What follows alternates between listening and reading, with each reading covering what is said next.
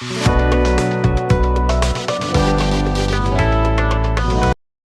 my beautiful loves, welcome back to my channel. It's me, Gigi, and today we are going to tackle a set that I was inspired to do. I saw it on Instagram, and it's Alexandra Jaworska. I will put her name up on the screen so that you can go check out her beautiful work as I scroll through her page. Very inspiring. So if you're looking for inspiration, check her out. She's fabulous. Now, what I'm doing is putting some big dots on these beautiful yellowy sort of nude nails. They do have a yellow tinge.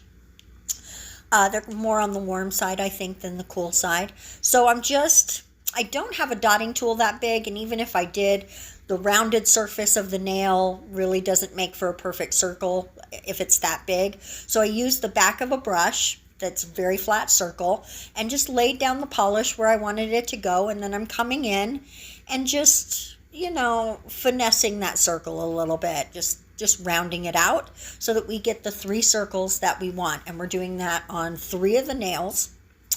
The pinky and the thumb are just going to get their own little treatment.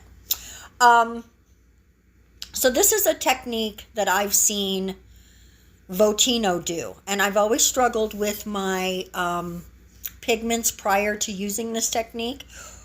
You just sort of break it up a little on your paper towel or whatever you're using so that you have a smoother powder to work with, and it really does work so much better once you break it up a little bit. And I just like to do it on my paper towel. It makes it easy to clean up, and then you're able to burnish it into whatever you want to put it on, and it works so perfectly. So if you've struggled with your pigment powders, try just rubbing it on a little paper towel first, and then you do lose a tiny bit of product, but you do anyway. You get so much pigment powder, you're probably never going to use it all.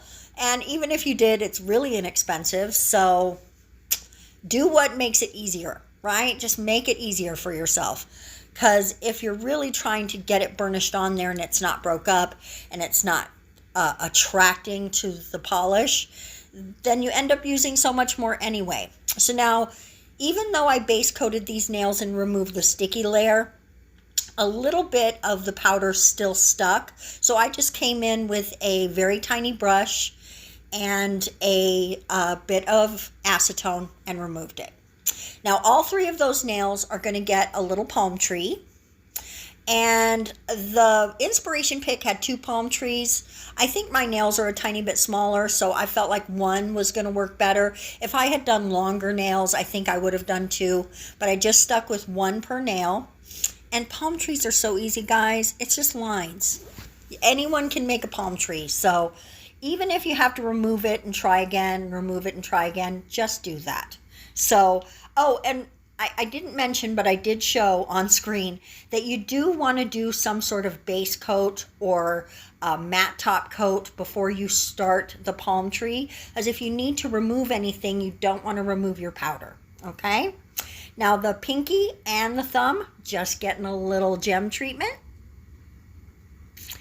We did a teardrop on the other one, and this one's going to be a diamond shape. And then I'm coming in and making all of these matte. I think this is a beautiful set for a matte top coat. I think they'd be pretty shiny as well, but the inspiration was also matte, and I really dug it. Really dug it a lot. I love this set. I know it's a little summery, but it feels like summer here in Las Vegas. So I'm inspired by summer right now. I hate summer though. Guys, this is the finished set. I know today's video was super short, but it's very easy to accomplish. If you try this set, please tag me in your post so that I can see what you did. I love being inspired by you guys just as much as by anybody else. Thank you so much for watching today. I love you guys to pieces. See you next time.